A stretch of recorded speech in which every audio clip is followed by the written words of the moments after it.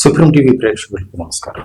సమాజంలో ఉన్న ప్రతి ఒక్కరూ చాలా తీవ్రంగా మనస్తాపం చెందుతున్నారు. ఎందుకు అంటే చదువుకుంటున్న పిల్లలు ఎప్పుడు ఎలాంటి నిర్ణయాలు తీసుకుంటున్నారో తెలియని పరిస్థితి. పిల్లల్ని కని పెంచుతూ వాళ్ళని కాలేజీకి పంపిస్తున్న తల్లిదండ్రులు మనస్తాపానికి గురవుతున్న సంఘటనలు రోజు రోజుకి పెరిగిపోతున్నాయి. కనీ పెంచిన తల్లిదండ్రులు ఇన్నేళ్ల పాటు మమ్మల్ని పెంచారే, చదువుకోమని కాలేజీకి పంపించారే, మా భవిష్యత్తు మీద ఎన్నో ఆశలు పెంచుకొని ఉన్నారే, వీళ్ళ కోసం మేము ఏం ఆలోచన చేస్తున్నాం, మేము తీసుకుంటున్న నిర్ణయాలు వాళ్ళ పరిస్థితిని ఎలా దిగజారిస్తున్నాయి, ఈ విధంగా ఎవరైనా ఆలోచిస్తున్నారా లేదనే సమాధానం సమాజంలో ప్రతి ఒక్కరి నోటంట వినిపిస్తాం. ఒక సంఘటన జరిగింది. కాలేజీలో చదువుకోవడానికి వెళ్ళిన ఒక అమ్మాయి, సెకండ్ ఇయర్ ఫిజియోథెరపీ చదువుతున్న అమ్మాయి ఆత్మహత్య చేసుకుంది. తల్లి తండ్రి ఏవో పనుల మీద బయటికి వెళ్తే ఇంట్లో ఫ్యాన్కి ఉరేసుకొని చనిపోయింది. ఆ అమ్మాయి చనిపోవడానికి కారణాలు వింటే ఆశ్చర్యం వేస్తుంది. ఆ కారణం ఏమిటి అంటే తాను ప్రేమించిన వ్యక్తి కాదన్నాడట. తాను ప్రేమించిన వ్యక్తి కాదు అని తిరస్కరించాడని సూసైడ్ చేసుకుంది. ఇన్నేళ్ల పాటు నన్ను కని పెంచి నన్ను కాలేజీకి చదువుకోవడానికి పంపించిన తల్లిదండ్రులు, వాళ్ళు నా మీద పెట్టుకున్న భవిష్యత్తు, ఇదేది ఆ అమ్మాయికి గుర్తుకు రాలేదు.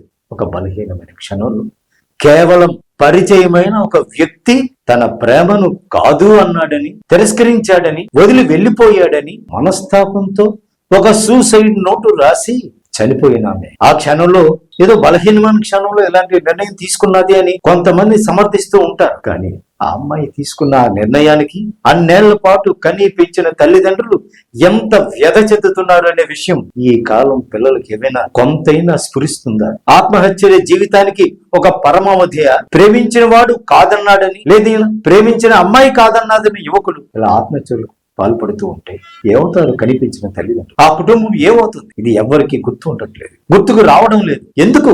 ఏమవుతుంది ఈ సమాజం? ప్రతి ఒక్కరిలోనూ తగ్గుతున్న ప్రశ్న. దీనికి సమాధానం ఎవరి దగ్గర లేదు. ఎవరి దగ్గరికి సమాధానం ఏదైతే లేదో ఇలాంటి ప్రశ్నలుగానే ఉండిపోతున్నాయి. మరో సంఘటన, తనకి సినిమాలో నటించాలని కోరుకుందట ఒక అమ్మాయి. ఇంట్లో చెబితే నో అంటారేమో తనకు తానే అనుకుని ఇంట్లో నుంచి పారిపోయింది. ఎవరికి చెప్పకుండా తన స్నేహితురాలింటికి ఆ అమ్మాయి సినిమా హీరోయిన్ చేస్తుందా? తన ఫ్రెండ్స్ చేస్తారా? ఏ విధంగా తన హీరోయిన్ కాకుండా కనిపించిన తల్లిదండ్రులు గుర్తుకు రావాలి.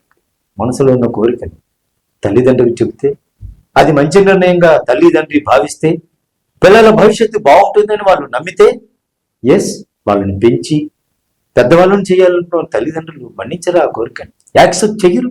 మిమ్మల్ని కనీ పెంచిన వాళ్ళ మీద ఆ మాత్రం నమ్మకం లేదా? ఏంటి నిర్ణయాలు? సమాజంలో ప్రతి ఒక్కరిని వేధిస్తున్న ఈ సమస్యలకు పరిష్కారం ఎక్కడుంది? ఎట్టిపోతుంది ఈ సమాజం? ప్రతి ఒక్కరూ ఆలోచన చేయండి. కనిపించిన వాళ్ళను, తోడబుట్టిన వాళ్ళను, ఈ సమాజాన్ని కాదనుకొని ప్రాణ త్యాగాలు చేస్తున్న వాళ్ళు, అలాగే ఏవో నిర్ణయాలు తీసుకొని ఇళ్లలోంచి పారిపోతున్న వాళ్ళు, రేపటి మా భవిష్యత్తు ఏమిటి, మా కుటుంబ పరిస్థితి ఏమిటి, ఇది ఆలోచించరా? ప్లీజ్ దయచేసి ఆలోచన చేయండి.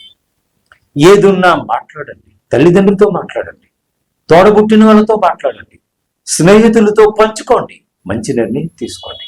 మంచి జీవితాన్ని మిమ్మల్ని మీరు తీర్చిదిద్దుకోగలమని మీకు నమ్మకం ఉంటే అదే నమ్మకాన్ని అయిన వాళ్ళ ముందు షేర్ చేయండి, వాళ్ళకి పంచండి. వాళ్ళ ఆలోచనలు పంచుకొని మంచి జీవితాన్ని పెంపొందించుకోండి. మీరే ఎవరూ కాదు. కానీ తప్పుడు నిర్ణయాలు తీసుకోకండి దయచేసి. సమాజం ఇలాంటి పరిస్థితుల్లో అభాసుపాలైపోతున్న వారు ఎంతో మంది ఉన్నారు. ప్రాణాలు కోల్పోతున్న వారు ఎంతో మంది ఉన్నారు. ప్లీజ్ మై డియర్ చిల్డ్రన్, యువతి యువకులారా, భవిష్యత్తు ఎంతో ఉంది. తప్పుడు నిర్ణయాలు తీసుకోకండి.